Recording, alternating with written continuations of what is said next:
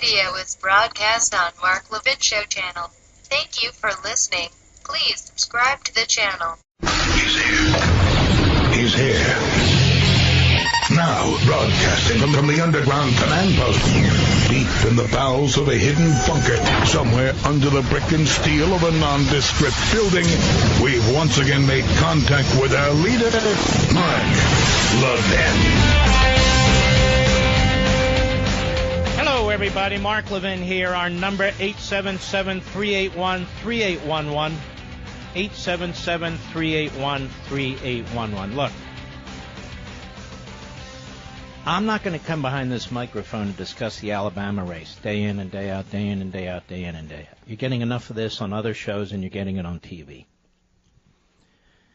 The people of Alabama will decide, and I think we can admit that it would be somewhat of a political miracle at this point if Roy Moore is able to pull this off. I mean, the media reports are constant, and they are constantly negative. And that influences people, whether we like it or not, whether you like it or not. It influences people. I have a report here. We'll see that there's yet another woman coming forward and so forth. I don't know what to make of all this, but I do know this. There are problems in Capitol Hill. Very, very serious problems in Capitol Hill. Serious problems related to sexual harassment. I know there are many problems related to sexual harassment on Capitol Hill because we have members of Congress telling us there's problems with sexual harassment on Capitol Hill. Now, may I ask you a question? I don't happen to believe that every accuser is telling the truth. I don't happen to believe every accuser is telling a lie either. But we've had instances, very famous, if not infamous instances, of absolute lies told about people and the media going along with them. The Duke Lacrosse case is the most obvious. And that went on and on and on, and it took a hell of an effort to get to the truth, but the truth was gotten to through the legal system. This is not going to be addressed, at least before the election, through the legal system. The Moore, Alabama situation. But here's my question to you. Why are not members of Congress coming under enormous heat over what members of Congress are saying, what takes place in Congress? I truly mean this. There's a CNN piece when I went off the air, I caught it, but it was published when I went off the air. More than 50 people describe sexual harassment on Capitol Hill. More than 50 people. Now, we are told when you get that many people lining up about something, it must be true.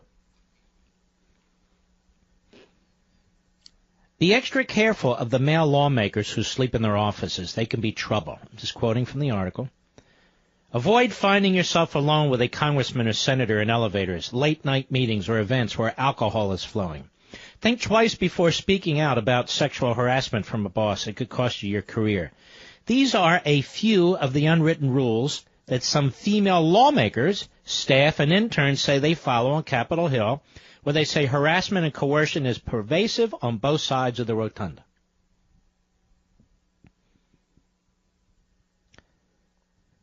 There is also the creep list, an informal roster passed along by word of mouth consisting of the male members most notorious for inappropriate behavior, ranging from making sexually suggestive comments or gestures to seeking physical relations with younger employees and interns.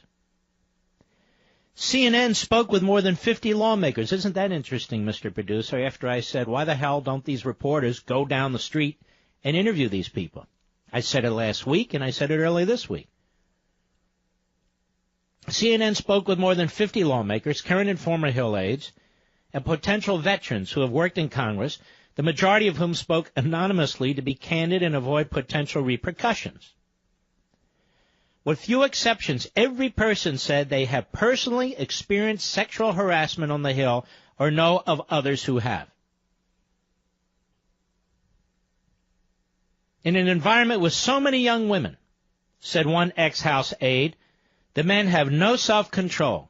Amongst ourselves, we know a former Senate staffer of the lawmakers with the worst reputations, and sometimes the sexual advances from members of Congress or senior aides are reciprocated in the hopes of advancing one's career, what one political veteran bluntly referred to as sex trade on Capitol Hill.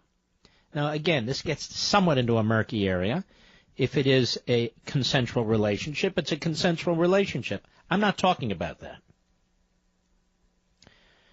These anecdotes portray a workplace where women are subjected to constant harassment, both subtle and explicit. They also highlight an antiquated reporting system that discourages some victims from speaking out, leaving many professionals on the Hill to rely instead on hushed advice from peers and mentors.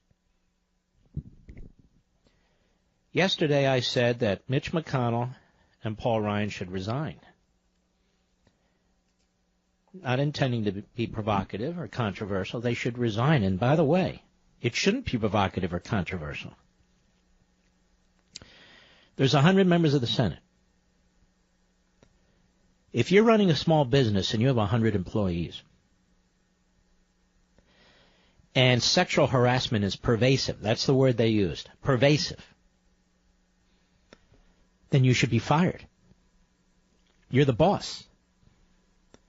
If you're the majority leader of the United States Senate and sexual harassment is pervasive, so pervasive that Chuck Grassley of Iowa and Christine Gillibrand of New York have introduced a resolution for mandatory, they call it mandatory sexual harassment training. I think what they mean is mandatory anti-sexual harassment training. If this is going on under your nose, not in Alabama, not at the Kennedy compound, not in Hollywood. If it's going on under your nose and you're in charge of the chamber, you're in charge of the Capitol Police, you're in charge of all these things, then you should be fired. And because they won't be fired, they should resign. Why is it that not a single person has gone up to Mitch McConnell and said, we understand your position with Roy Moore. And they can even say, we agree with your position on Roy Moore. But how can it be, Senator McConnell? How can it be, Speaker Ryan, that this kind of tawdry, even illegal activity, these abuses, can take place under your noses while you're the leaders of these chambers? On Tuesday, a House committee held a hearing to examine the chamber's sexual harassment policies. And the Senate last week passed a resolution making sexual harassment training. They mean anti-sexual harassment training. You're not being trained to sexually harass. You're being trained against it. Sexual harassment training mandatory for senators, staff, and interns. Let me just stop there. Why would you need anti-sexual harassment training for senators? Do we have a problem with senators? No, we just want to make sure we don't. Why would you need to make sure you don't? Why would you need to make sure you don't? Because it's a problem, ladies and gentlemen. And there's a code of silence, as I said the other day, as if it's the mob or MS-13. There's a code of silence. As I speak to you behind this microphone, Ms. Gillibrand and Mr. Grassley are not revealing the names of United States senators who've been sexually harassing people. Jackie Spears, who testified so articulately in the House yesterday, she refuses to reveal the names of the Democrat and Republicans she referred to generally who were involved in sexual harassment. She won't reveal their names. And the media don't seem to give a damn. So on Tuesday, a House committee held a hearing to examine the chamber's sexual harassment policies. The Senate last week passed that resolution. Two clear acknowledgments of the need for reform. Reform? Is this reform? Or the need to throw these bums out? How come there's no discussion about expelling members of the Senate or members of the House? If several people come forward and say that they were sexually harassed. I'm serious about this. How come Mitch McConnell hasn't said that if you're a senator, and I have no idea, but if you're a senator from this state or that state, has been accused of sexually harassing women, or in the case of a woman, men, I suppose, if in fact we believe that the allegations are credible, they're numerous and they're credible. Forget about an ethics committee, forget about due process, forget about the law. If we believe, we, Mitch McConnell, John McCain, Cory Gardner, whomever, if we believe that these allegations are believable, we're going to expel you. We can't even get to that point, ladies and gentlemen, if they continue to conceal the identity of these senators. Same thing on the House side. There's a code of silence. These are our representatives. Don't you want to know if your member of Congress or your senators are involved in sexual harassment? Don't you want to know? The CNN story goes on, and I will continue it in a moment. Mark Levin.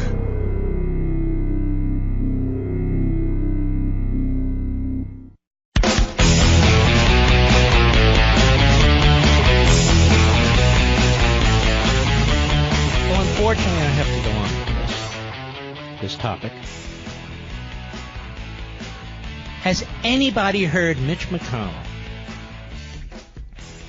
Anybody heard Mitch McConnell go to a press conference, speak out about the sexual abuse and harassment that is pervasive in the United States Senate? Pervasive is their word, not mine. How is it that this guy gets away with virtual silence on what goes on in the chamber that he controls? But he can't stop talking about Alabama. I'm not comparing the two situations. I am just finding this amazing to me. That they have to pass a resolution in the United States Senate to tell the senators to keep their hands off each other and to keep their hands off their staff and to keep their hands off their interns and their fellows and all the rest of it. It's disgusting. And then they're all running out, beating their chests, and the media's telling us how many of them are denouncing Roy Moore. Fine, they can denounce Roy Moore, but how do they defend themselves? And the secrecy. Why don't we know the names of the United States senators and the members of the House of Representatives who should be thrown out of office? And more than that, I assure you, Mitch McConnell knows their names. Paul Ryan knows their names, so why aren't they moving to expel them? Now, I'm not talking about if something's in serious dispute, but apparently these men, Ryan and McConnell, are able to know when allegations are reliable, believable, and absolutely certain. They're apparently able to know. Great. So you don't need an ethics committee investigation. You don't need quote-unquote due process. I've been hearing this for days now. It's not a criminal case. It's a political matter. Okay, it's a political matter. So what are the names of the members of Congress, the House and the Senate, who are predators? And we're not allowed to ask. We're told. Let's go on with the CNN story. One female congressman told CNN she has experienced sexual harassment from her male colleagues on multiple occasions over the years, but she declined to speak on the record or detail those interactions. Why? She's in no fear of losing her job. What kind of retribution would there be? Half are harassers, she said of her male counterparts in Congress, before quickly adding that was an overestimate. Only some are harassers, she said. Capitol Hill's open secret, goes on CNN. We know who they are.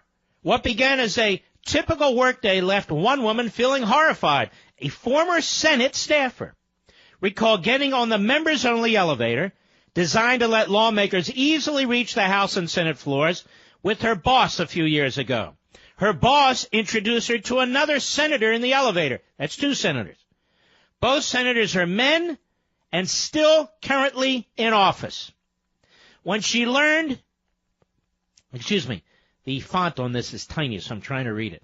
When she leaned in to shake that senator's hand, he stroked the side of her palm in a really gross, suggestive way, she said, a gesture that was completely invisible to her boss.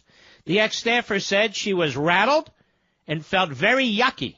She was also shaken by how brazen the senator was to do this with his colleague standing right next to them. Who was it?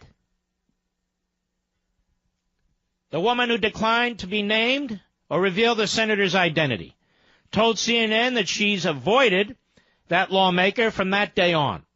She also never told her then boss about it. She was embarrassed and nervous to make it an issue, she said, and simply took it for the gross moment that it was. But nothing about it felt right, she said.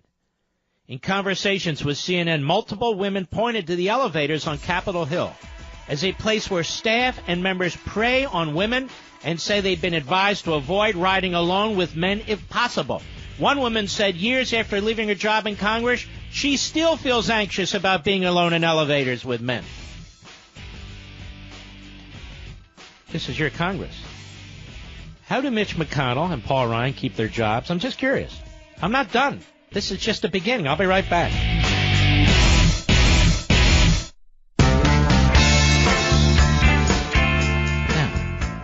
We have to continue with this tawdry subject, because if I don't discuss this at length, quite frankly, nobody will. Apparently not even on conservative radio. Inappropriate conduct on Capitol Hill, ladies and gentlemen. You own Capitol Hill. You own your government. I just want you to know, not all senators and congressmen, but apparently it's pervasive. That's the word CNN used. The unique lifestyle on the Hill helps fuel a hostile culture. Many male members are far away from their families, including their spouses, during the week, frequently working late nights and attending evening fundraisers and events where alcohol flows freely. You know, this is how lib reporters at CNN write this stuff. There's no excuse. If, in fact, an allegation is legitimate, there's no excuse for this kind of behavior. Often they're staffed by younger female employees. Some members of Congress forego a Washington area apartment and sleep in their offices, a practice several sources highlighted as problematic. Now, all members who sleep in their offices are not sexual predators, but apparently some are. One aide who worked, and by the way, CNN's done this long story. They're talking to people mostly off the record. They won't give them names off the record. I bet you CNN knows the name of a lot of these senators and congressmen. But that code of silence. Unless it's like some right-winger. The dozens of interviews that CNN conducted with both men and women also revealed that there is an unwritten list of male lawmakers. Male lawmakers. Made up primarily of House representatives, where there are many more members than the Senate, notorious for inappropriate or predatory behavior. Several people simply refer to that roster as the creep list. More than half a dozen interviewees independently named one California congressman. Well, then why won't they give us this congressman's name, CNN? For pursuing female staffers. Another half dozen pointed to a Texas congressman for engaging in inappropriate behavior. Who? CNN is not naming either of those lawmakers because the stories are unverified. Well, so what? Right? Now, I say so what sarcastically. I just thought I heard Republicans say, and the media to some extent say, you know, these sound like, in the most recent case involving Moore, these sound like, legitimate allegations. There's so many of them and so forth. I hope CNN is confronting the lawmakers Amongst ourselves, we know, a former Senate aide said, referring to sexual harassers and their behavior. There's a certain code amongst us. We acknowledge among each other what occurs. Some stay silent. Others tolerate bad behavior. There's a little bit of a sex trade on Capitol Hill. How many times have I spent this long of a period of time on a news article? I mean, analyzing it, yes. Reading from it, no. But this is just jaw-dropping to me. Maybe I'm naive. It's just jaw-dropping to me. I've only gotten halfway through the damn thing. Even as explosive allegations in Hollywood and media have taken down powerful figures like producer Harvey Weinstein, actor Kevin Spacey, comedian Louis C.K., and political journalist Mark Halpern, on Capitol Hill, it's not clear that a similar day of reckoning is soon coming to one of the country's most important institutions. The power dynamics in Washington contribute to this problem. Most offices are staffed by early career professionals who are trying to make a name for themselves in Washington. They also report directly to members of Congress. A lot of it has to do with being in a place where people who have power try to exert it to get what they want, one Senate staffer said, adding that a lot of the most egregious examples happen on the cocktail circuit, where powerful men intermingle with younger staffers outside of the Capitol. I thought it happened in the elevator. Now, let's take a pause again. Who runs the Senate? McConnell? Which party? I'm just being honest. The establishment Republican Party? Who runs the House? The Speaker? Ryan? Which party? And they haven't resigned? Why? Is this not a failure of leadership at its core? But some women tolerate the advances or even reciprocate them, everything from flirting to getting physically intimate, believing that it is one way to climb the ladder. There's a little bit of a sex trade on Capitol Hill. If a part of getting ahead on Capitol Hill is playing ball with whatever, I won't use the language, then whatever, said one female political veteran who worked on Capitol Hill. Former Representative Mary Bono said publicly this month that she endured suggestive comments from a fellow lawmaker for years before eventually confronting him. Representative Linda Sanchez and ex-Representative Hilda Solis also told the Associated Press stories of repeated inappropriate comments from lawmakers, including some who are still in office. And yet the media is part of the code of silence. One woman who began her career in Washington in the 1980s and is now in her 50s told CNN she still constantly takes precautions to protect herself from powerful men. Now, there's a lot of babble in this article, too. I'm not saying that individuals don't actually feel this way, but I'm trying to focus on the point of what's actually going on Capitol Hill. Travis Moore, a former aide to ex-Representative Henry Waxman, started a signature-gathering campaign last week calling on congressional leaders to reform inadequate sexual harassment policies in Congress. His letters gathered over 1,500 signatures. So these are signatures, ladies and gentlemen, of former congressional employees. Moore told CNN he was deeply affected by a close friend who confided in him that while she was an aide in the Senate, she received sexual comments from a superior who was an aide. When she reported the behavior to her chief of staff, she was questioned harshly about it and her motives were questioned. The accused aide was not reprimanded. There was no recourse, he said, but the place where complaints go to die, Capitol Hill. Harassment on Capitol Hill isn't always sexual in nature, and then it goes on. You can read it yourself. I've read enough of it. Now, you can turn on cable TV right now, satellite TV, network TV, and you're going to see Roy Moore, Roy Moore, Roy Moore. I think it's fair to say that it would be, as I said at the opening of the program, a political miracle if Roy Moore wins election to the United States Senate. And if he does win election to the United States Senate, it's going to be because the people of Alabama have had it with Washington, with McConnell, with the Washington Post, and the rest. You may not like that, or you may like that. But there's a lot of dynamics at work here. But what I don't like is you have an institution on Capitol Hill where sexual harassment, sexual abuse is reportedly, apparently pervasive. And there's an article here and there, there's a discussion here and there, and so they pass a requirement that they're going to have special training. Now, ladies and gentlemen, when you send a person to Congress, whether they're senators or members of the House, and they're passing a resolution to train them to not sexually harass young girls, staffers, interns, and so forth and so on, I think we have a problem. Not you and me. I think we have a problem with our government. These people are the ones who are passing laws. These people are deciding what our tax rates are going to be. These people are the ones keeping the border open. These people are passing judgment on the United States military, on and on and on. And CNN, to their credit, has written this expose, but to CNN's discredit, it is participating in keeping their names from us. The members of Congress I'm talking about. Why? Why are they keeping names from us?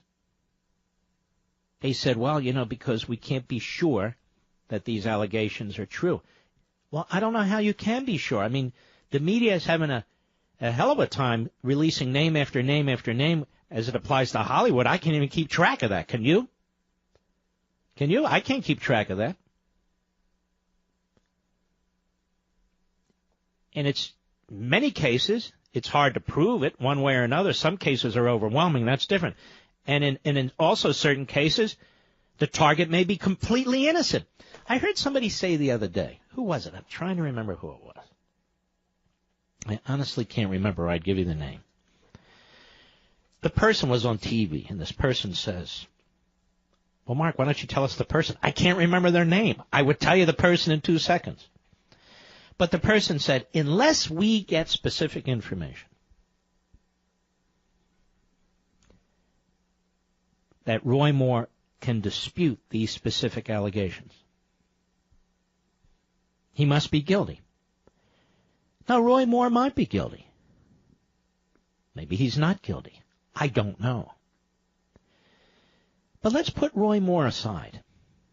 I've now talked about the sexual harassment that is pervasive on Capitol Hill, the CNN piece, there's other pieces, the resolution the Senate's passing, what Paul Ryan said about we need to have training. So it's really a confession that it's out of control in Congress. Otherwise, you wouldn't need special training, you wouldn't need resolutions, you wouldn't need to do all these safe-facing measures in lieu of actual leadership and trying to put an end to this stuff, or at least limit it. But there's another side to this. If you're an individual who truly is a family person, let's say you're married, and you truly have nothing but fidelity for your wife or your husband for that matter, and you've never cheated on them, you've never looked cross-eyed at somebody else, let alone touched somebody else, and so forth and so on, and you're accused wrongly and falsely of sexual harassment, what does that person do? Again, let's put Roy Moore aside. Let's put all the politicians aside. I'm asking you a legitimate question. What does that person do? I mean, I understand due process, litigation, and all the rest, but what if it doesn't? What if that's not a circumstance that presents himself, that is, litigation?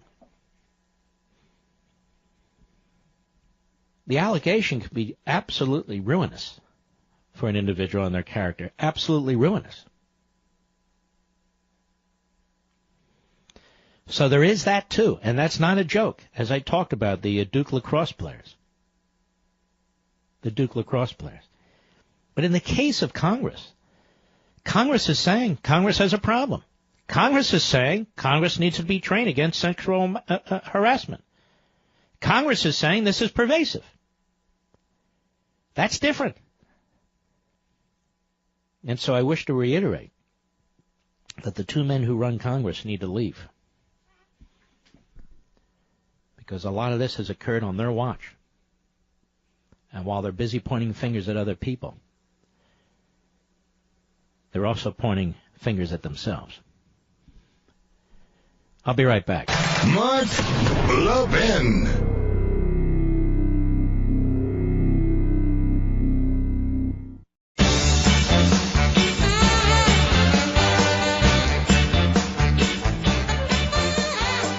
By the way, as an aside, but it's important, Donald Trump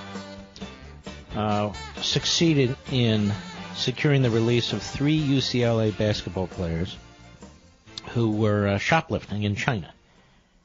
It's about as stupid as it gets. And I believe they thanked him today, or some did. And I'm sure our NFL football player friends, they'll be honoring Donald Trump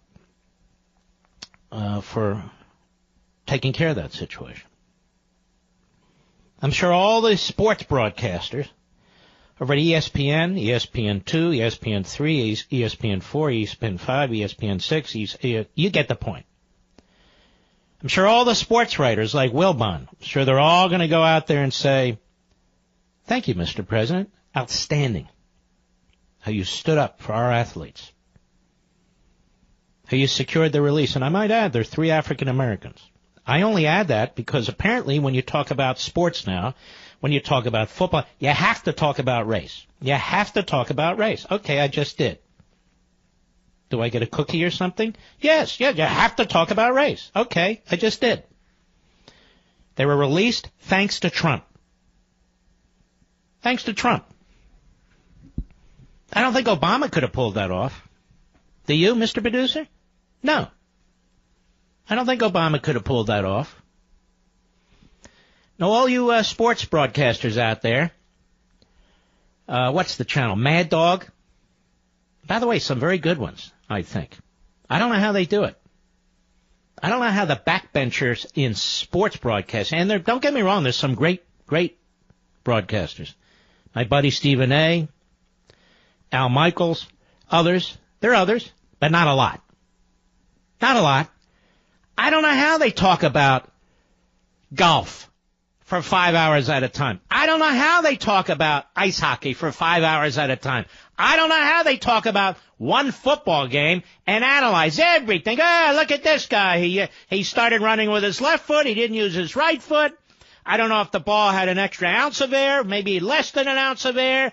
I don't know that guy running over there. Maybe he shouldn't take his helmet off. The other guy didn't take his helmet off. On and on, and I'm going, good Lord. You guys should have your pay doubled. Doubled. I don't know how you make that interesting. Most of you don't, but some of you do. Not one penny. That's how much funding Hillsdale College receives from the government. Not even indirectly in the form of student loans or grants. Not one penny. The vast majority of colleges receive around 30% of their revenue from government funding, loans, and grants. That makes them dependent on the government and taxpayers like you and me to stay in business. Contrast, Hillsdale refuses every penny of government funding. Why? Because money from the government comes with strings attached, do's and don'ts, restrictions and mandates that dictate how a school operates and educates. But from the beginning, in 1844, remember who I told you was president in 1844, Mr. Producer? You remember? James Polk was actually a great president, underrated. Great president, James Polk. Do I agree with everything? No. Do I agree with a lot? Yes. Anyway, Hillsdale has provided a world-class education that upholds America's founding principles and preserves the blessings of civil and religious liberty. Everything Hillsdale does, from the financial aid 97% of its students receive to the completely free online courses it offers, depends on generous donors who recognize the worth of independence. Not one penny preserves the integrity of a Hillsdale education. Not one penny ensures that Hillsdale can continue to be a beacon of independence for all of its students across America. Learn more at levinforhillsdale.com, levinforhillsdale.com. Now, while I'm on sports, for the next 20 seconds, did you see this poll on Roger Goodell? the would-be commissioner of the NFL. What do you mean would-be? He's another lightweight. People can't stand this guy. Wants $49.5 million for being an incompetent boob. I said I'd do it for $20 million, and I'm not even an incompetent boob. I'll be right back.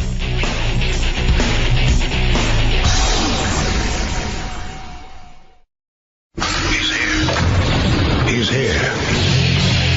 Now, broadcasting from the underground command post, deep in the bowels of a hidden bunker, somewhere under the brick and steel of a nondescript building, we've once again made contact with our leader, Mark Levin.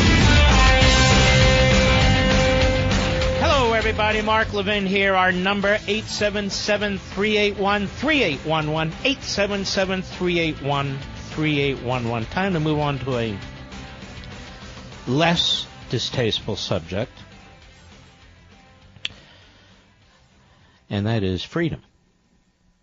That is economics. We like to introduce thoughtful things into the radio from time to time, don't we? I'm still hearing the Republicans on Capitol Hill sound like class warfare warriors. About the rich, the middle class. These are labels. This is a nomenclature that is borrowed from or stolen from socialists, even worse, Marxists. Like I said the other day, the proletariat, the bourgeoisie, I've written about this in many of my books. The proletariat being the working people, the bourgeoisie being the management class, the property owner, businessman, landlord, etc., as I pointed out in Rediscovering Americanism, are cast as the evil, cold-blooded, plundering taskmasters in Marx's writings and apparently in the Republican propaganda on the tax bills. Meanwhile, the employee and the laborer are portrayed as noble, compassionate, powerless, abused. But human beings are not so easily assigned to such ranks and classes by such preconceived and stereotypical characteristics. In fact, most proletariats, aka workers, do not feel terrorized by the bourgeoisie, that is, landlords and businessmen and so forth. Therefore, they do not spontaneously rise up to the revolutionary cause. Also, most bourgeoisie are not terrorizing their employees or tenants. The contrary. Industrial society is not inherently wicked. It has improved the standard of living for most of the population in a complex society, bourgeoisie and proletariat alike, where the comforts of a developed economy are available to virtually all who participate in it. I remember writing these words. I'll tell you what. This is why I love writing my books. I intellectually get lost in this stuff. I don't mean lost with it, lost in it. Just keep digging and digging and thinking. And in fact, ladies and gentlemen, the entire nomenclature and class identification that you're hearing from Republicans today, devised by Marx, among others, is terribly flawed. For example, is there a monolithic, alienated class of workers or proletariat? Even the so-called populists, whether of the Bernie Sanders sort or the other sort, they try to beat the drums to this notion of the proletariat versus the bourgeoisie. There was a great journalist and even more philosopher by the name of Raymond Aron. A-R-O-N. He lived from 1905 to 1983. I'm a huge fan of his.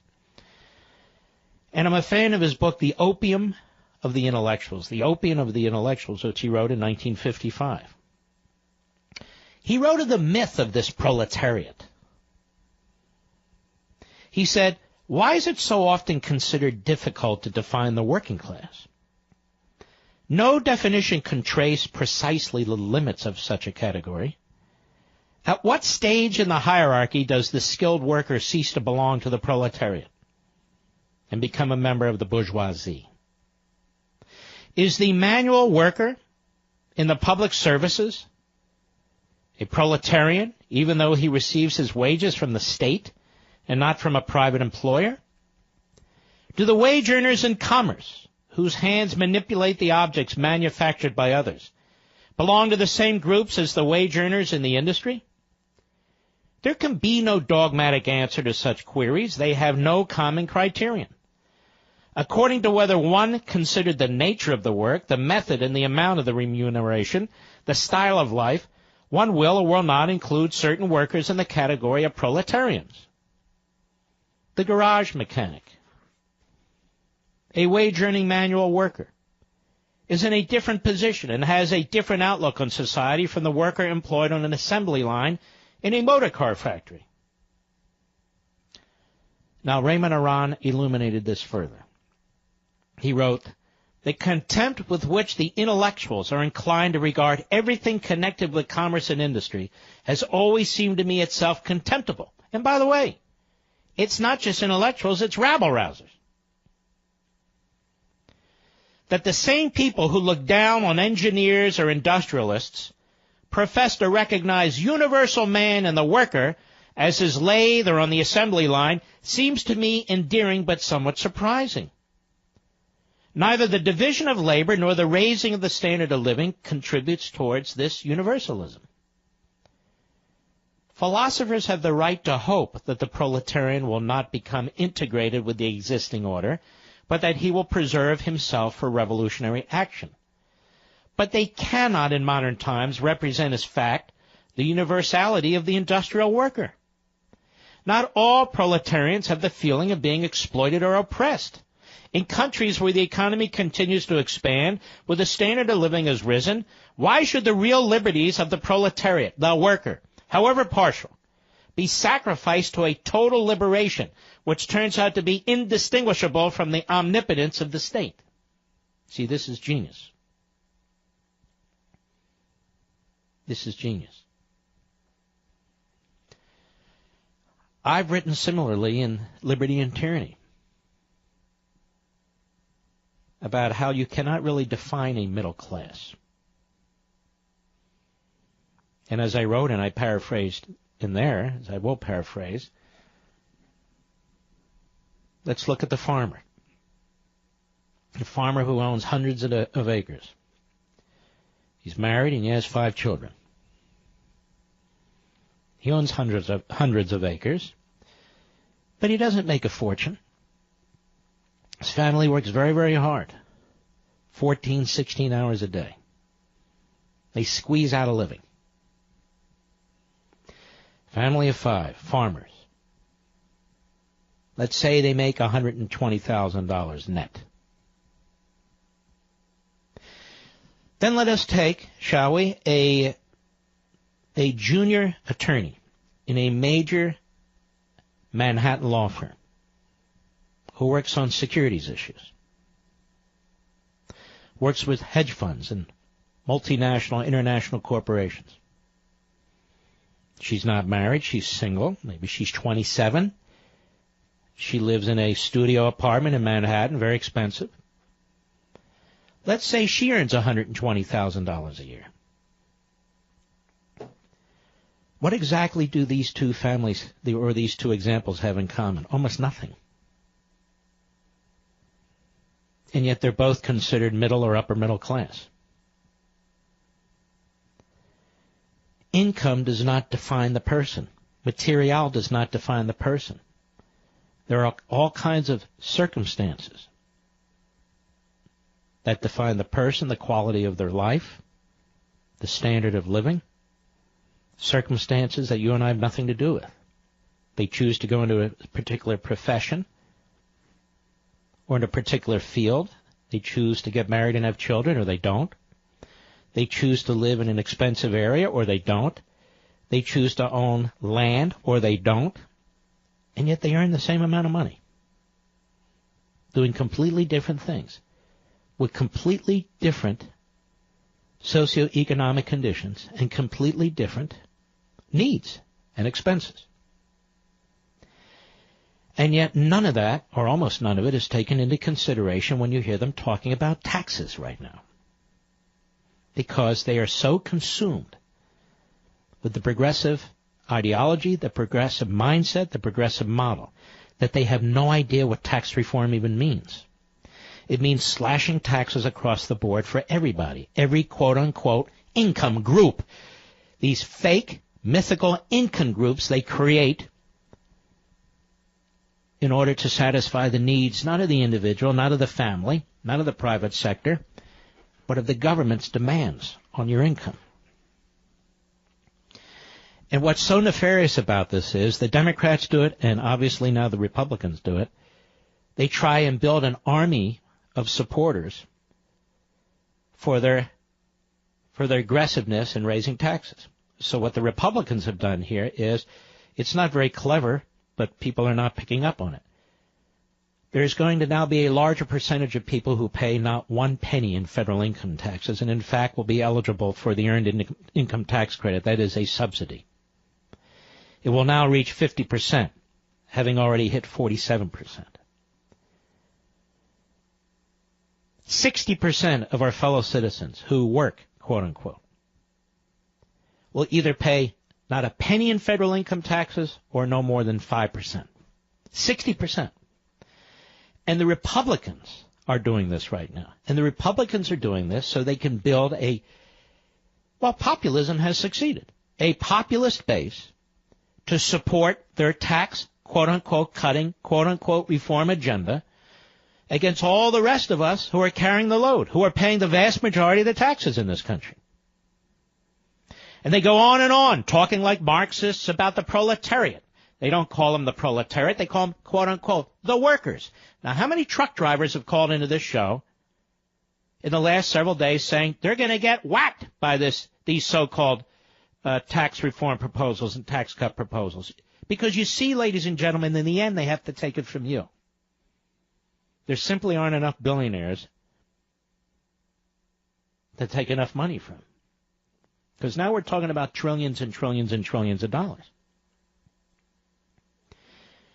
And what's so frustrating, so infuriating, is the deceit with which the Republicans, the leadership and the Republicans in the House and the Senate, and quite frankly, the presidents, Gary Cohn and others like that, what's so frustrating about all this is that they know it. Just like Bernie Sanders throws around the words middle class. Just like the leftists throw around the words middle class. Just like now the Republicans throw around the words middle class. I know it's hard. You have to reject this. When you pay your taxes, you're paying your taxes as an individual. When you sign your taxes, your tax return, you're signing under the penalty of perjury, not for the middle class, but for yourself.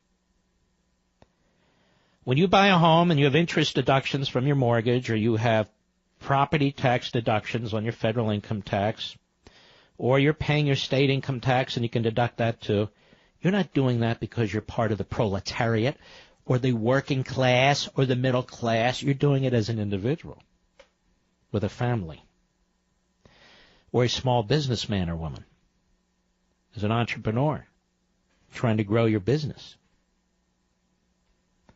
There's a complete disconnect between what Washington is doing but between what you want Washington to do. And what they're trying to do is build a support base of millions and millions of people who will pay no federal income taxes, who will have no problem with what the Republicans want to do, and who seek to raise more and more money to fund more and more government. Why, you might ask? Why? Why would they do this?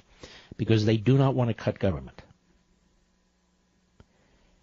The Republicans do not want to cut government, and they will embrace soon Ivanka Trump's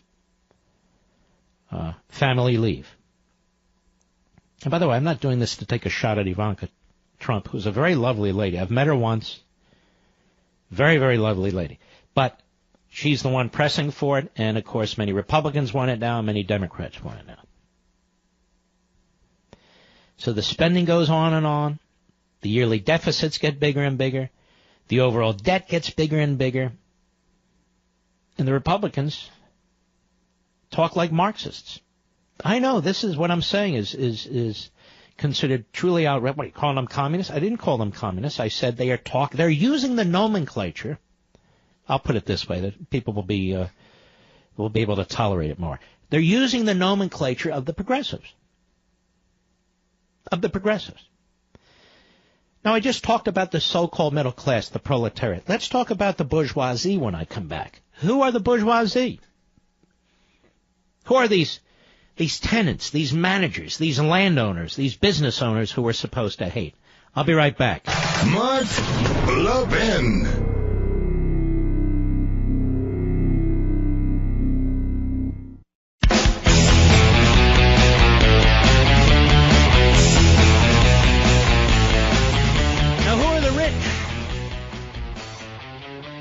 They're just as different as the non-rich. What does this word rich mean? Who falls into that category? Let's say you're an entrepreneur. You just started a business. And you had a successful year. And let's say you grossed $3.5 million, but when it's all said and done, you netted, let's just say, $1.2, $1.3 million. You would net a lot less, but let's play along. Under the Republican tax bill, you're rich. But let's say you want to use that money to reinvest in your business to expand it and hire more people. It wouldn't matter. You're going to pay more taxes. Let's say you're Bill Gates and you're worth $60, $70 billion.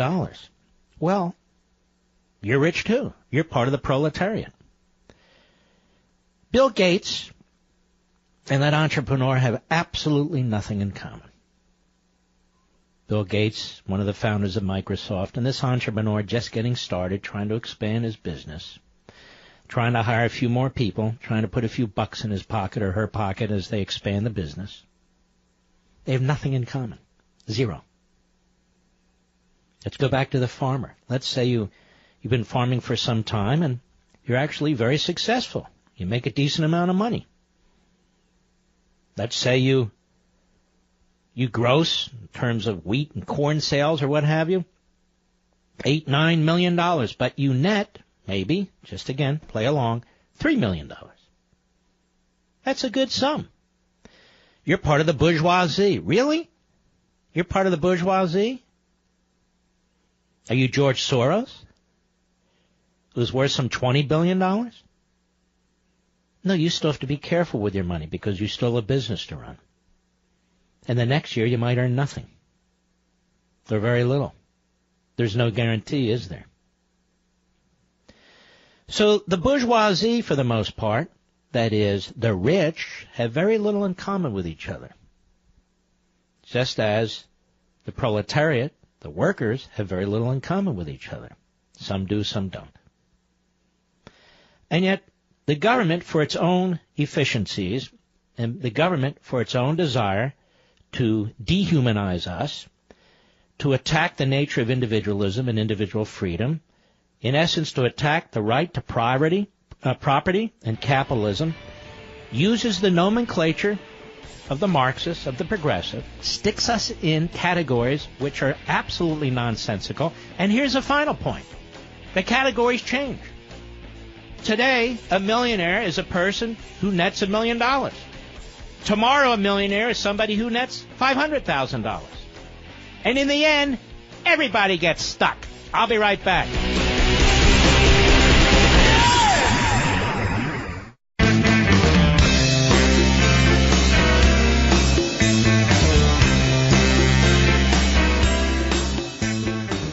America's most powerful conservative voice. The Mark Levin Show. Dial in now. 877-381-3811. Capterra. It's that time of year again when the days are shorter. Don't waste your precious daylight sifting through a sea of search results when looking for the right business software. Get home on time tonight with Capterra.com. Capterra.com. Capterra.com. Whether you're a startup looking to keep better track of customers, a nonprofit hoping to have a record fundraising year, or a business that simply needs better payroll software, you need software, and Capterra has you covered. Search Capterra's 400 categories of software. Discover the right tool for your business, anything from email marketing to scheduling to accounting and beyond. Capterra makes it easy to find what you're looking for. Capterra has thousands of ratings and reviews from actual software users just like you, so you know what's the best. Best of all, listen to this. Using Capterra is absolutely free. Free. Now, 2018 will be here before you know it. So make sure you've got the software your business needs today to help you do what you do better. Join the millions who use Capterra. That's Capterra, C-A-P-T-E-R-R-A. Capterra.com/Levin. That's Capterra.com/Levin. What a great service. It's free, too. Get the right software, business efficiencies, and not just businesses, associations, nonprofits, churches, as an example. That's Capterra.com/Levin, Levin. Absolutely free for you to use. That's always good, right? Now, let's keep digging. As they talk about their so-called tax cuts and tax reform, let's keep digging. Have you ever heard of a professor, a philosopher, Irish philosopher actually, by the name of Philip Pettit? Well, I hadn't either, till I wrote Rediscovering Americanism, and I dug deeply into some of his writings, and they're brilliant. Particularly his book, Republicanism, A Theory of Freedom and Government, 1997. He's updated it since. And I want to point this out to you, because the propaganda about proletariat and bourgeoisie, the working class versus the management class, it's not only the Saul Alinskyites, the progressives in this country that use it, but unfortunately it's some of the populists in this country who also use it. Which is why I say we need to have a really good debate on this subject, a really good understanding of what all this means. And I'm certainly engaged and ready to go at it. Now, he explains that some of the founding era writers supported a populist approach to the government, favoring majoritarianism, meaning a democratic form of government, favoring that over republicanism, and that such a governing construct actually threatens the safeguards against arbitrary interference with individual liberty. It's a point I make all the time. He wrote, while it is true that the Republican thinkers, meaning those who believe in a Republican form of government, in general regarded democratic participation or representation as a safeguard of liberty, not as its defining core. Representation, not as its defining core. Representation as a safeguard of liberty, not as its defining core. The growing emphasis on democracy did leave some individuals away from traditional alignments and towards the full populist position of holding that liberty consists in nothing more than democratic self-rule. Do you believe that? If you believe that, then you reject the philosophers who the framers and the founders embraced. Then you reject republicanism and constitutionalism. We've talked about Rousseau here. I write about him extensively in Rediscovering Americanism. And Pettit points out Rousseau is probably responsible for having given currency to such a populist view. The populist twist was a new development, and attained its full form only when the ideal of democratic self-rule came to be held up as the main alternative, or at least the main alternative among notions of liberty, to the negative ideal of non-interference. That is, to the ideal of republicanism, where there are absolute limits on government in order to protect the individual. To think of the Republican tradition as populist, as of course many have done, he writes, would be to sustain the very dichotomy that has rendered the Republican ideal invisible. In other words, he's saying it's an impossibility. The tradition of populism, which is a limited tradition, in the tradition of republicanism, in the end, they cannot coexist. I point out the new populism certainly was not the dominant view during the American founding. The entire debate surrounding the drafting, adoption, and ratification of the Constitution, and the debates between the Federalists and Anti-Federalists make this abundantly clear. The progressives did and do use populist language and appeals to nationalism. Theodore Roosevelt, Woodrow Wilson, Crowley, Weil, Dewey, and on and on and on.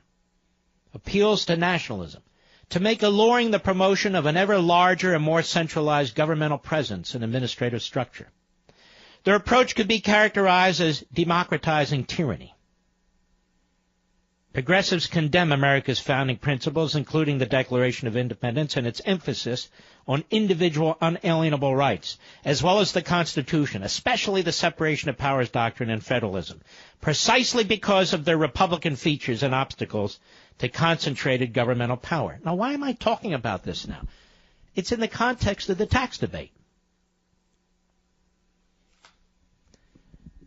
When you have Republicans who pose as constitutionalists, who pose as conservatives, who pose as believers in property rights and individual liberty and all the rest, when you have them trying to create a quote-unquote class of citizens who will not pay a penny in federal income taxes, when you have Republicans who try to expand their numbers into an army of individuals, citizens who will not pay a penny in federal income taxes, while at the same time massively increasing the burden on other citizens, whether they pretend not to be or not is of no consequence. They are. Somebody has to pay at least part of the bill.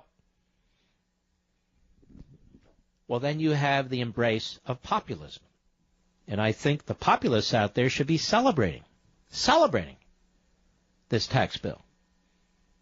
They should be celebrating it. Where constitutional conservatives who believe in republicanism should be opposing it.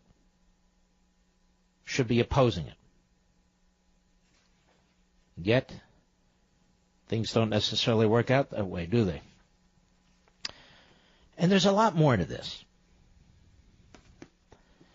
When we talk about, and when they talk about on TV, these Republicans showing up one after another, Paul Ryan held a town hall meeting, or with Fox, was actually very interesting. There are many other layers to this. I can't cover them all, even in a 3-hour broadcast. I can't cover them all, even in a week's worth of broadcasting. I cover them in the book, but I cover them elsewhere, too. And that is the immorality of this model. It is an attack on the individual, and it is an attack on private property rights. When you have people who work very, very, very hard, or very, very, very smart, or whatever they're doing, many of you who provide a service or a product or support a service or a product that is valuable, that is worthy of somebody exchanging currency for it, somebody giving up some of their material wealth, enriching you. I didn't say making you rich, enriching you because they want your service or product. And you get up in the morning, those of you who work, day shift or day hours, you get up early in the morning. Many of you leave your family. Many of you get stuck in traffic. You go to the office, you go to the assembly line, you drive a truck, whatever you do. You work. Now let me ask you a question. Why do you work? Well, many of us enjoy it. Okay. But there's a lot of things we enjoy that doesn't involve work. So why do you work besides enjoyment? Many of you hate your jobs, and yet you still work. You work because you want to provide yourself and your family, if you have a family, with wealth. Again, not that you're wealthy, but with wealth. With an income. So you can eat. So you have a roof over your head. So you can clothe yourself and your family. But even more than that. So you're free. You work to be free. You work to be mobile. You work so you can make individual decisions as an individual American citizen.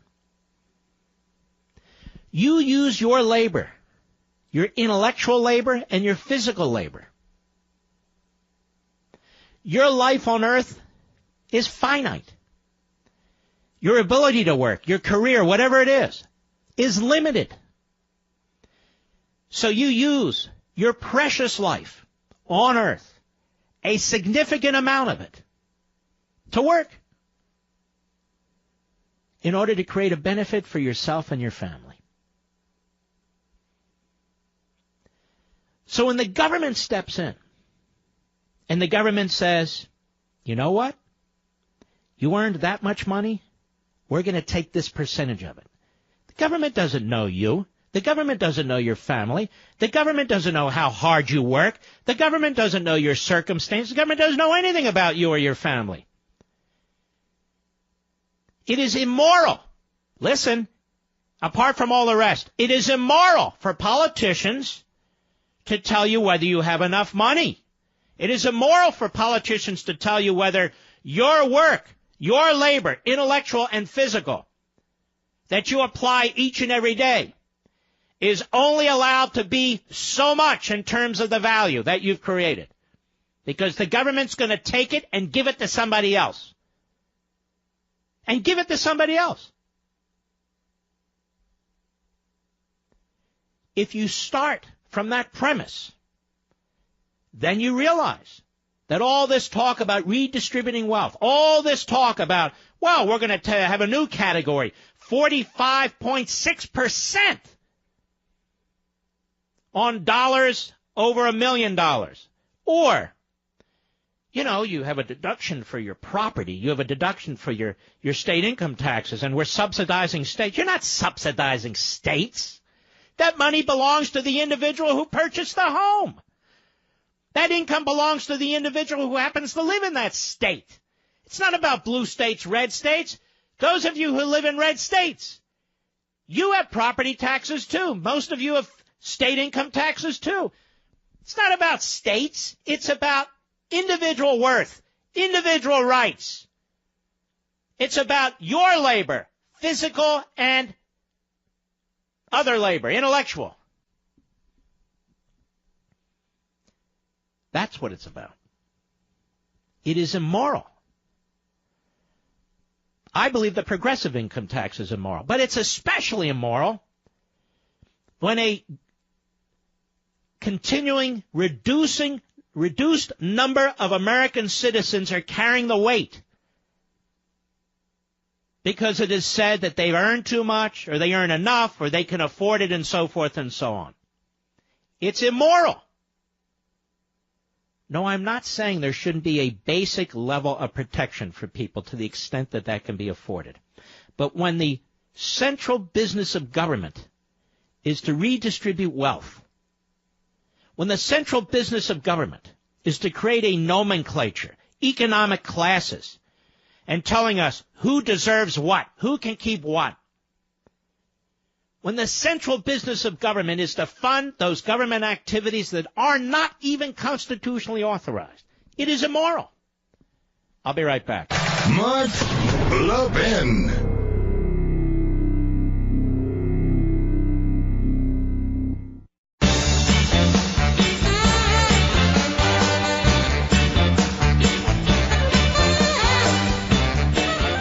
Why do I spend time doing most shows?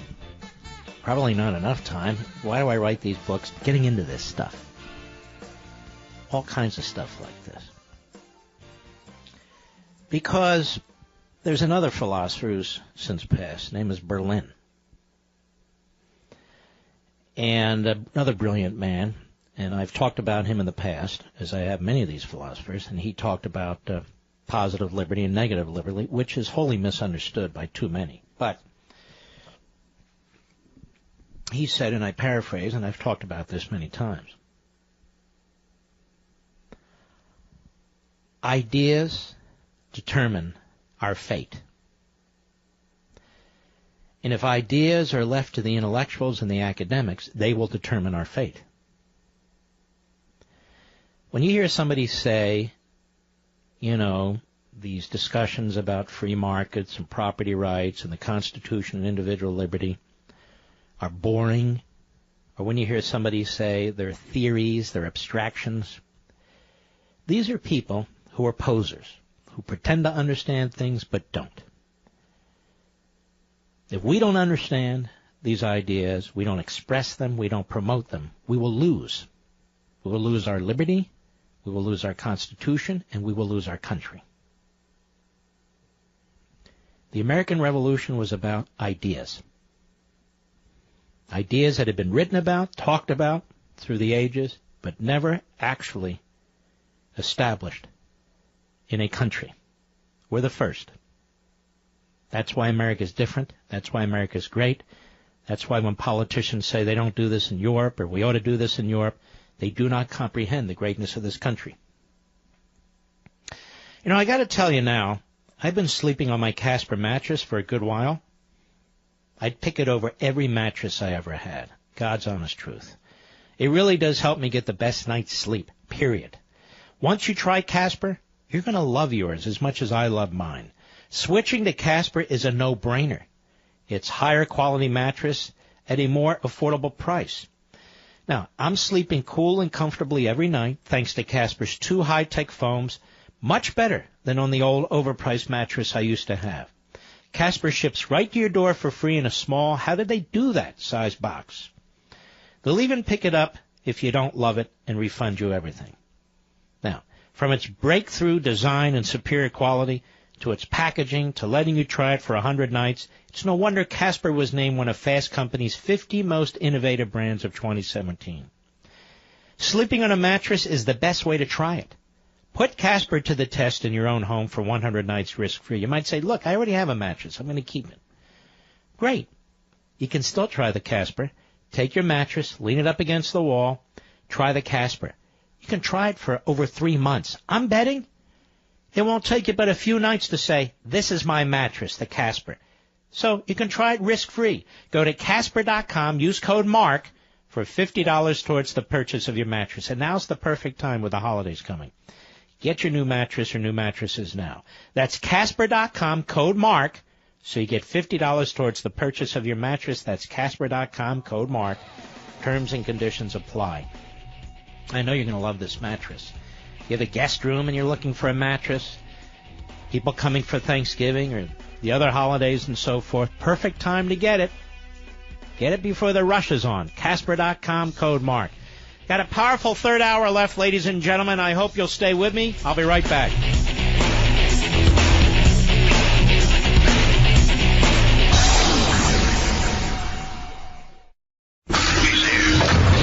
He's here.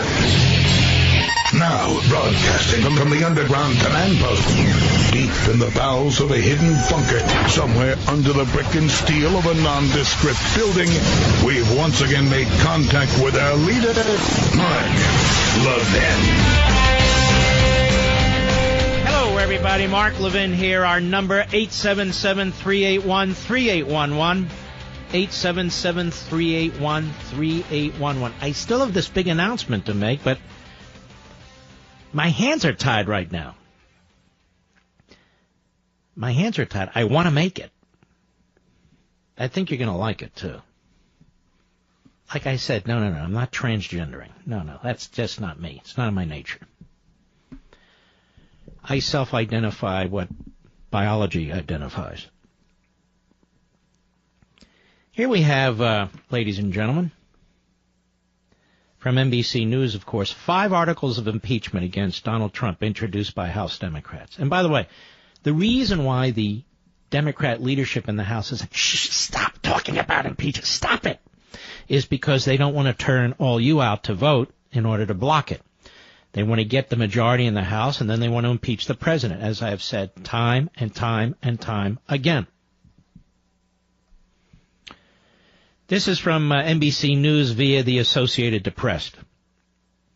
A half-dozen Democrats on Wednesday introduced articles of impeachment against President Donald Trump, accusing him of obstruction of justice and other offenses in a long-shot effort that stands little chance in the Republican-led House. It's not intended for the Republican-led House. it's intended to get all the kooks, miscreants, malcontents, and radical types out to vote so that they can impeach the president. Indeed, the large majority of Democrats seem intent on having nothing to do with the effort, either as lawmakers await the results of special counsel Robert Mueller's investigation into ties between the Trump campaign and Russia. What ties between the Trump campaign and Russia? Oh, this guy Papadopoulos, he pled guilty to what was it? False statements. Okay. And Manafort, with all this tax stuff and everything. Okay, what does that have to do with ties, let's be blunt, between Russia and Trump? Nothing. Democratic leaders have argued that the impeachment campaign riles up Trump's GOP base. There you go. A critical block in next year's midterm elections. So what they're telling their fringe kook elements, and of course they're all kooks, but especially the fringe kook element is, shh, let's take the House. Then we'll impeach him. Shh, stop it. We'll take the House first. Then we'll impeach him. The 5 articles accuse the president of obstruction of justice related to the FBI investigation into Russian meddling in the 2016 election, undermining the independence of the federal judiciary and other offenses. This is, doesn't your blood boil when you hear such thoroughgoing lies like this? Obstruction of justice. This president hasn't even come close to obstruction of justice. He is the FBI. He's the president. Think the FBI is an independent branch of government? And undermining the independence of the federal judiciary? How has he done that? Quite the contrary. The federal judiciary has undermined the independence of the other branches. We've taken this action because of great concerns for the country and our Constitution and our national security and our democracy, says Representative Stephen Cohen, who is a crackpot from Tennessee. And by the way, we have taken this action because of great concerns for the country and our Constitution and our national security and our democracy. This jerk doesn't care about the Constitution as written. He doesn't care about national security. Cohen said he understands that Republicans hold the majority in the House are unlikely to allow hearings on the impeachment articles. Well, why would we allow hearings on the impeachment articles? Because of a kook like this. He said the group will hold occasional briefings to explain each of the 5 articles of impeachment and where they believe Trump ran afoul of the law or committed misdeeds that warrant impeachment. The obstruction of justice allegation stems from Trump's firing of FBI Director James Comey, which the lawmakers say was designed to delay and impede an investigation. No, it wasn't. Not only wasn't it designed to do so, the then acting FBI director, who's another Democrat, whose wife is a hack, who ran for the state Senate in Virginia, this guy McCabe, a Comey sycophant, he even said it had no effect on their investigation. The articles of impeachment also charged that Trump has accepted, without the consent of Congress, emoluments from foreign states and from the U.S. government. You know what that's about? Trump happens to own restaurants and hotels and other places, and because officials from other governments stay in these hotels or eat at his restaurants, that this is an emolument. In other words, he's being paid by foreign governments to influence policy. Only insane crackpots like these Democrats would come up with such nonsense. They're not worried about Hillary Clinton and Bill Clinton. They're not worried about 20% control of American uranium now being in the hands of Putin. They're not worried about the Espionage Act, the serial violations by Hillary Clinton. They're not worried about all the foreign money flowing into the Clinton Foundation, all the foreign money flowing into the Clinton family when she was Secretary of State due to his speeches and all the rest. They're not worried about any of that. No. You have foreign officials eating at a Trump restaurant in a Trump hotel, and that, you see, violates the Constitution, for which Trump should be impeached. Have you ever heard anything so stupid? Yes. Them, over and over again. Cohen and other leaders of the impeachment effort, all 6 of them, disagreed that their effort could hurt Democrats in next year's congressional elections. I think the Democratic base needs to be activated. So he's giving it away. They're doing this to activate the Democrat base, which apparently is filled with buffoons and kooks. The Democrat base, in order to take the House so they can impeach Trump. I think the Democratic base needs to be activated. The Democratic base needs to know there are members of Congress willing to stand up against this president. What are you talking about, you schmo? Even these fools like Corker and Flake are standing up to Trump. Wow. How powerful. Other lawmakers have signed on to the resolution are Democrat Representatives Luis Gutierrez of Illinois. He's a fake and a fraud. Al Green of Texas. Marcia Fudge of Ohio. Adriano Espaillat of New York. And John Yarmouth of Kentucky. All triple backbenchers. Gutierrez says he wasn't afraid to support the resolution despite the concerns of some fellow Democrats. I see a crime. That's because the man is blind. And I have a responsibility to dial 911 immediately. I hope so, because an ambulance needs to put you in a white coat and take you to an insane asylum. I don't call and try to reach my consensus with all my neighbors and all my friends and those whose opinion I might seek out. There he is rambling like a buffoon. I don't even know what he's talking about. Do you? I don't know what he's talking about. And so, 5 articles to impeach the President of the United States. None of them is appropriate or legitimate. Not one of them. But it won't matter. I've been talking about this silent coup for a very, very long time. It is a phrase I have popularized. I haven't coined it. There was a book called Silent Coup many, many years ago. But I have reintroduced it into the public arena, and, of course, it's being used by others as well. Fine, go ahead, use it. I get it.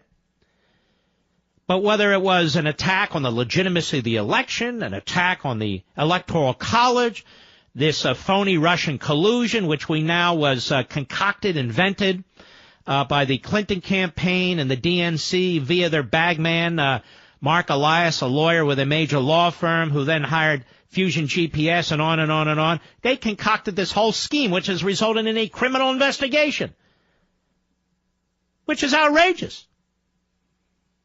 And they're all waiting for Bob Mueller to tell them if the president should be impeached. They're going to hang on his every word because a prosecutor will say something that they'll deem as an impeachable offense.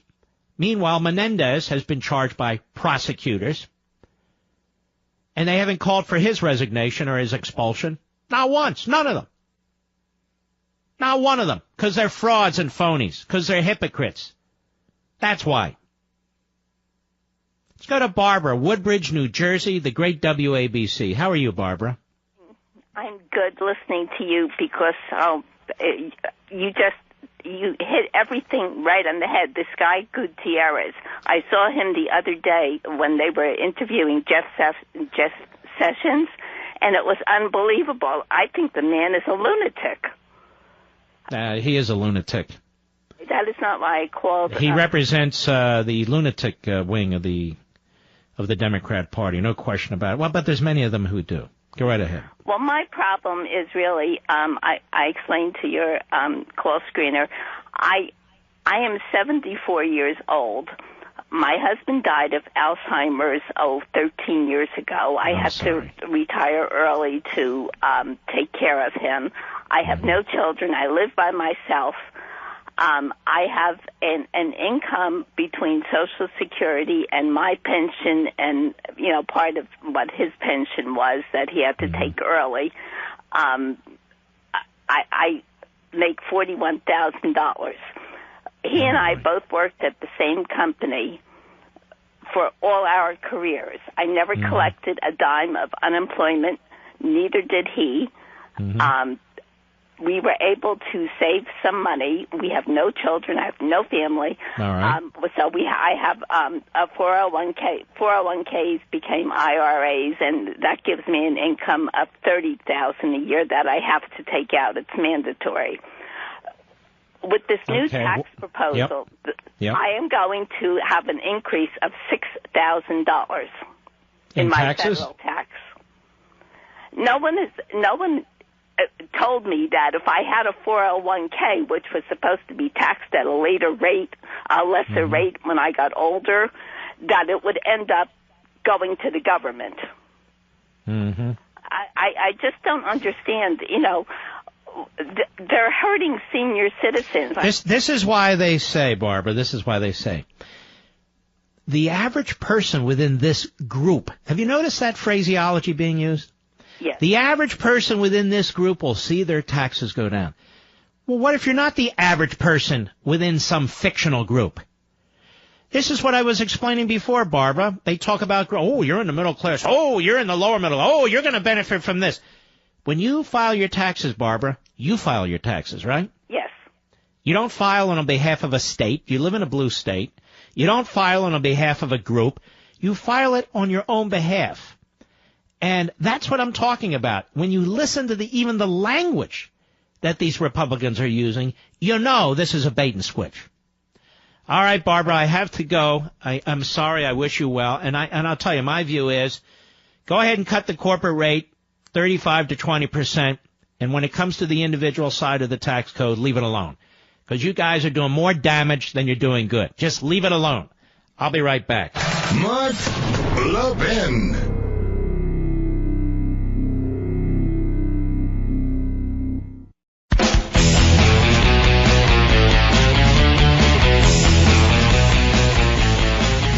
Nina, San Francisco, California, the great KSFO. Go.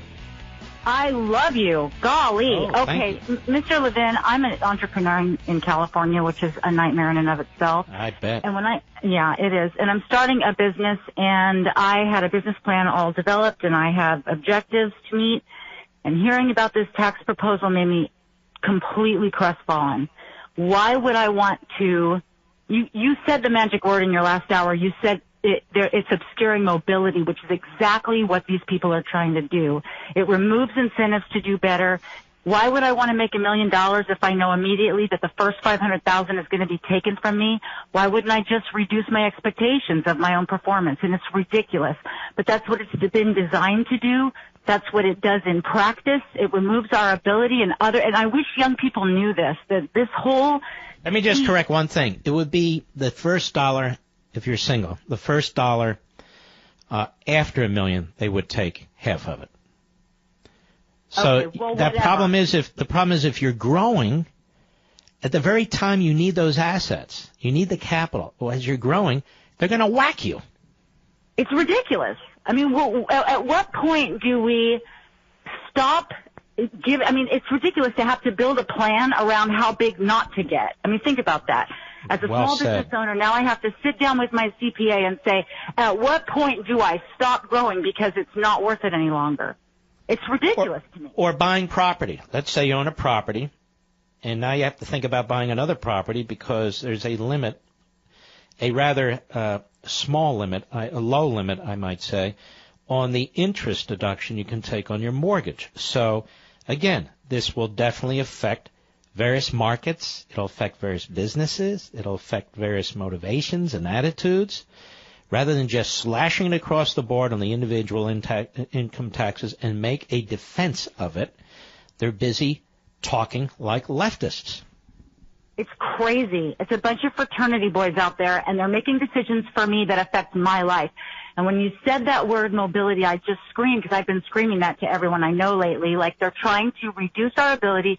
And this is across the board. It's not just me. Like you said, it's every individual. And it doesn't even matter how much they make. It's the young people in Silicon Valley who are trying to start their lives. And it's the people who are maybe less fortunate. The concept is that you cannot keep what you earn anymore. You have to be prepared to give it away. And that's infuriating to me. You're terrific. Let me put it in the words of leftists so they understand. They're creating a glass ceiling for upward mobility. That's what they're doing. If you're going to lose 50%, 40%, whatever it is, 60%, depending on state tax, and you're going to get killed in California with the highest state income tax rate in the country and the inability to deduct it, and on and on and on. If you are going to start really majorly confiscating income legitimately earned from individuals who go over $1 million, You are creating a glass ceiling for small businesses, for individuals, for farmers, for all kinds of people. It is a glass ceiling because for some reason the government has decided at that amount they get to steal more of your money. Exactly. You're good enough. You've achieved enough according to what we believe. You don't need any more. Stay put. Be happy. And when you get older, like that blessed woman that called from New York, we're going to take more from you in the end anyway. So screw it. And look who's affected in this tidal wave of class warfare. They pretend that they want to represent the proletariat, and in effect, they whack the proletariat. Please. All right, Nina. Thank you for your call, and good luck with your business. Kathy, quickly, Scranton, Pennsylvania, the great WTRW. Go. Hey, Mark. Hi, Kathy. About the taxes. Paul Ryan and Mitch McConnell, they're all out there. Oh, the tax break. People are going to get this big tax break, and they're going to save, $1,600 a year, and they're going to get an extra credit, but they're taking away the exemptions. So somebody that has to pay taxes on $17,000 a year, and after the $24,000, now they took away those exemptions, and they're taking the money that you owe. Now you owe 12% on it instead of 10%. All right, Kathy, I appreciate your call. I don't pretend to be a CPA, but I understand enough of this to know it sucks. I'll be right back.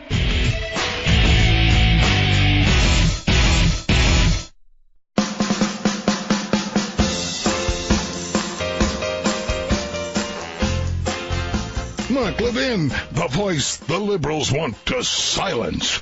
But you can talk to Mark at 877-381-3811. What if you're forced to pull the trigger? Do you know exactly what to say when the police arrive? Look, these are important things every responsible gun owner needs to know, right? And you'll find all the answers in the USCCA's complete concealed carry and family defense guide, but you're about to miss your chance to get yours completely free.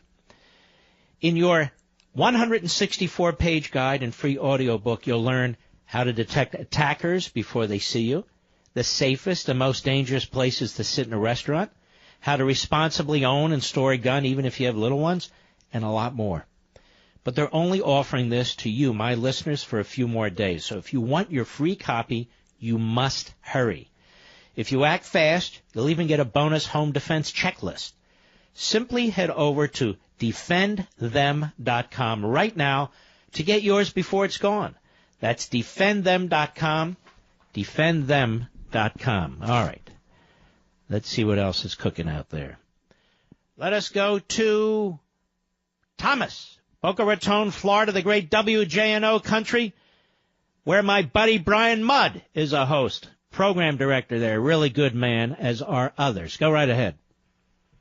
Hey, Mark, big fan since I read Plunder and Deceit. But, looking at this tax deal, I own a company myself. I'm a young entrepreneur, but, we're an S Corp, so the corporate tax really doesn't affect us. And it's really, if it's going to be at 20%, it's really not going to go low enough for me to switch the company to a corporation. So in that case, and in many businesses, the corporate tax cut really doesn't do much for those individuals. And then, the rest of these taxes, it's just a huge disappointment. I fought like hell to get Cruz or someone more conservative during the primaries, but I keep hearing criticism leveled at McConnell and Ryan, but let's look in the mirror and we need to level some criticism at the president. He's not being a leader on big, bold ideas. And at the end of the day, if he keeps ceding leadership to McConnell and Ryan, It is rather strange. I mean, he's back from Asia now, and he leaves it to these guys, whether it's repealing Obamacare, whether it is securing the border, and working out a deal through the budget on that, or whether it is the tax cut. You're right. I mean, and McConnell and Ryan, as we now see, are going to disappoint every time. It is odd that the president isn't hands-on this stuff. Yeah, I watch and I'm dismayed. I don't even know what ideology we're fighting for. It's at this point the president talks about wins and losses, but he never gives bold speeches about conservative values. He's not looking for. Well, I can answer that. The president is not a philosophical conservative, nor is he an ideological nationalist populist. And I've talked about this before, but he is, I think, most of his views are conservative. But he may not come at it the way we do. He has different experiences, different belief systems, perhaps, and so forth. But in the main and on the whole, he's been really quite good. He's been quite good. I think he's been better than a lot of the Republicans he was running against, whether it's Kasich or Lindsey Graham and Jeb Bush and so many others. He actually, in many ways, has been very solid. The problem here is if the Republicans would actually give him an across-the-board tax cut, I think he'd sign it. If they would have given him a repeal in Obamacare, I think he would have signed it. But you're right. You're right about if the president would really take hold of this thing and tell them exactly what he wants across the board, the biggest tax cuts in American history, but he's not doing it. I get the impression it's he talks and talks and talks. I mean, he talks a good game. He said he was going to end the Iran deal. He said all this stuff, and then it push comes. Well, let me tell you, I think while I would have liked to have seen the Iran deal ended, I think he did something that very few Republican presidents would do. I don't think he deserves criticism on that. And I hope in the end he does end the Iran deal. So that's still playing out. But he's also done something that Washington doesn't like. Bob Corker doesn't like it. None of them like it. So in the Iran deal, I think he's been quite solid. No, our deficit's growing. Nothing's being that's done. True. That's true. I don't even know I feel like we're not even, don't even have a majority. It's very frustrating. All right, buddy. Listen, I want you to do something. I want you to go have a piece of cake, a piece of chocolate, something, and don't get so down. Don't get so down. I mean, I've been there. I know what you're feeling. We got to keep fighting, okay? All right, Mark. All right, buddy. Thank you. I don't think I have a customer there, Mr. Producer. I don't think he's with me. Don, Jacksonville, Florida, the great WBOB. Go.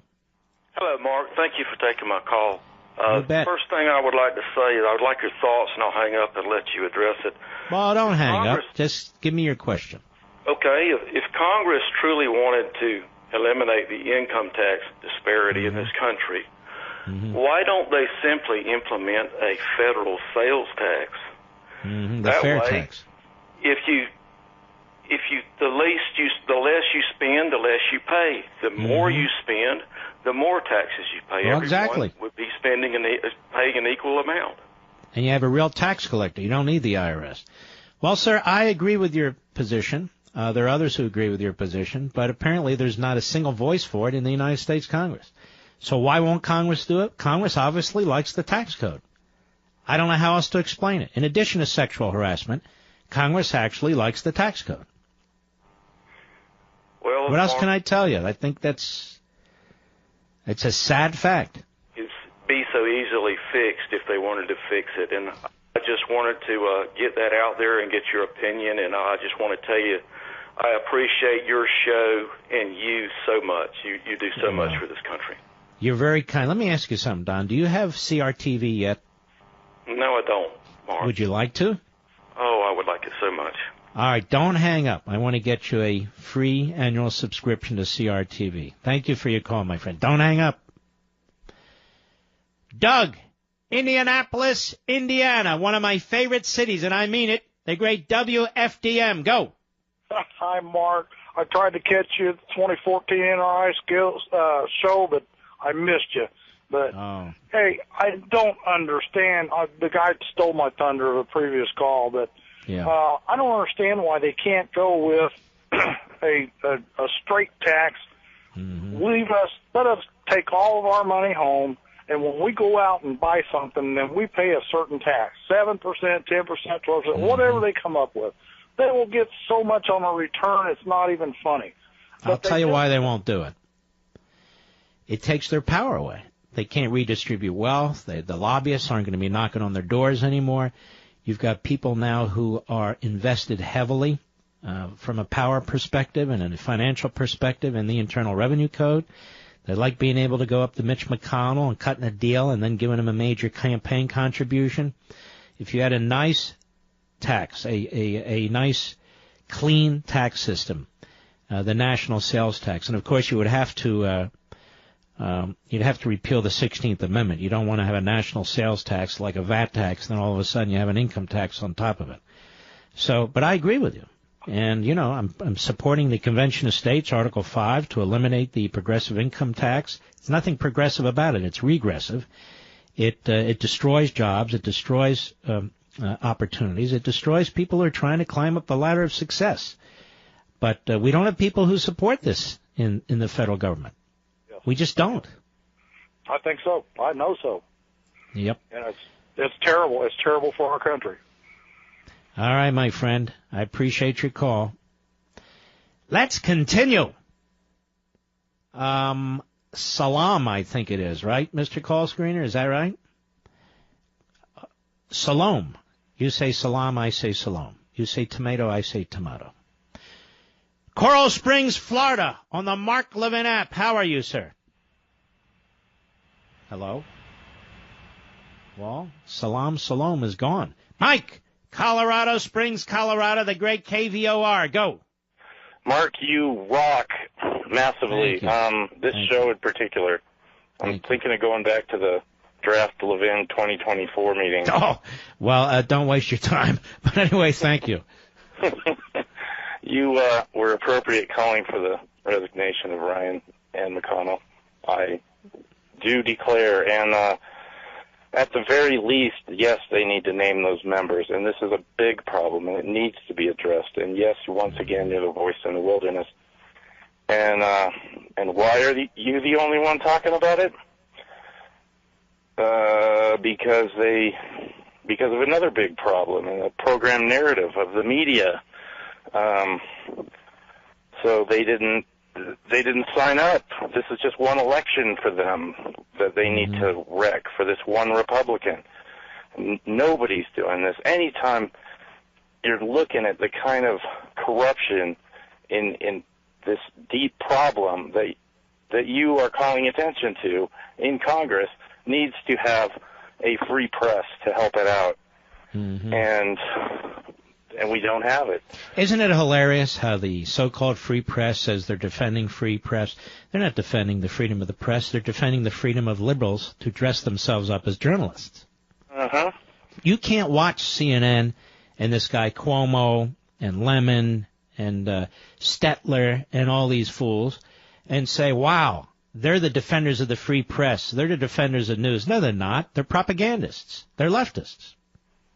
And they're out of the closet now. They don't even pretend. Well, when you have a program narrative of any kind, whether it's Marxist or not, it actually, it precludes most investigative, true, genuine investigative journalism. And it needs to be discarded in favor of unfettered journalism. Yeah, well, there's really no way to do that. All right, my friend, I appreciate your call. We'll be right back. Mark Levin.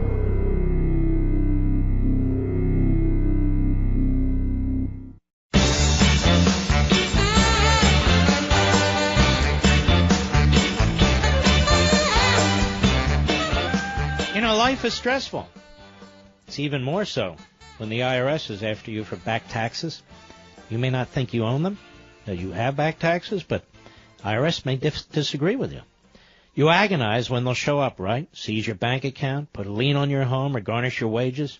It was even worse for Lori. Lori was engaged, but knew bringing $25,000 of IRS debt into the marriage was no way to start her new life. So Lori did something really smart. She called Optima Tax Relief. Optima stepped between Lori and the IRS, analyzed her case, and uncovered some game-changing facts that allowed them to settle her case in her favor. When Optima told Lori that her IRS problems were over, she called it the happiest call of her life, and her wedding was back on. Optima has resolved over $500 million in tax debt for their clients, and they're rated A+ by the Better Business Bureau. Getting your life back starts the moment you call Optima for your free consultation. So I want to strongly encourage you to do it right now. Call 800-499-6300, 800-499-6300. That's 800-499-6300. Optima Tax Relief, ladies and gentlemen, they are the best. They're the best by far. Valerie, Los Angeles, California, on the Mark Levin app. Go. Hi, Mark. Yes. How are you, sir? I'm very well. Thank you very much for taking my call. You got it.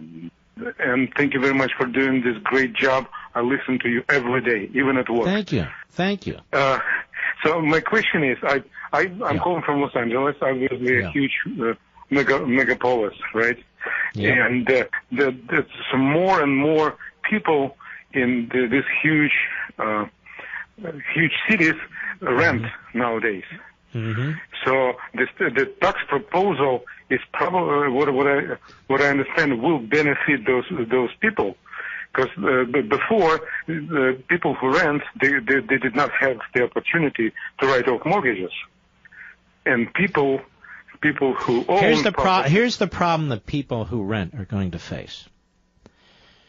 If one of these proposals goes through limiting interest deductions, and I don't know how it's going to work for business interest deductions.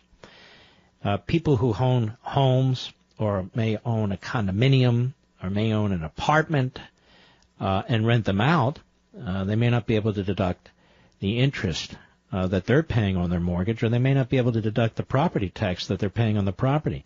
So guess what's going to happen to the renter? The rent's going to go up. Yes. The rent is going to go up. It has an effect down the chain. So if the person who owns the property that you're renting finds themselves in a scenario where the taxes that they pay on the property that you're living in can't be deducted, or in an aggregate the interest can't be deducted and they own several properties, well then guess what? The renter is going to have to help make up the difference. Mm-hmm. You see what I'm saying? Yes. So, but before or now, they're able to write off their mortgages, right? Now, let's say you're not the renter. The interest, not the mortgage. They're able to write off the interest and the property tax. The interest, and people who rented, they did not have this opportunity. Well, so because they don't own anything. Right. There's nothing to write off. They're not writing off their bank payment. They're writing off their interest. And in doing that, whether it's a commercial property or residential property, if they're not able to do that, I think you're going to see your rents go up. Okay, I see. So this is only, it seems that the people who rent might get some... the people who rent are not going to get any relief. I don't see how they get any relief whatsoever. When it comes to mortgages, they don't get any direct benefit, but they do get an indirect benefit. That is, if a landlord or a property owner can keep their costs down, then presumably they can keep their rates down. But if they can't, they're going to pass them along, just like with a product. If a product is taxed and taxed and taxed and it goes up in price, well, the consumer is going to have to pay a higher price for it. Correct. Yes, I understand now. So it's all right, my friend. Thank you very much again. All right, and God bless you, and thank you for calling. It was a very good question. Jennifer, also in Los Angeles on Sirius Satellite. Go. Hi, Mark. It's an honor to, you're a great American, and it's an honor to actually speak with you over the phone.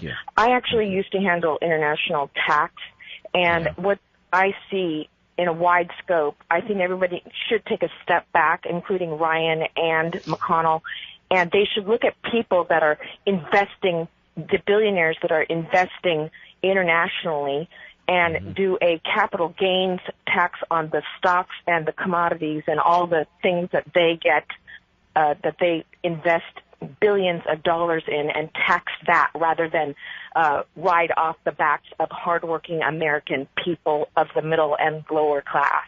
Well, see, here's where you and I disagree. I don't pretend to understand everything you said, But I do understand enough to know they just need to slash taxes across the board so people aren't pointing at each other and say, tax that guy, no, tax that guy, no, save the middle class, no, get the upper class. No, this is the problem with this. We're individuals. We have businesses. We work for businesses. Through our pensions, we invest in businesses. You want a healthy economic environment where you're not creating balkanization based on economic condition. Anyway, ma'am, I want to thank you for your call very, very much.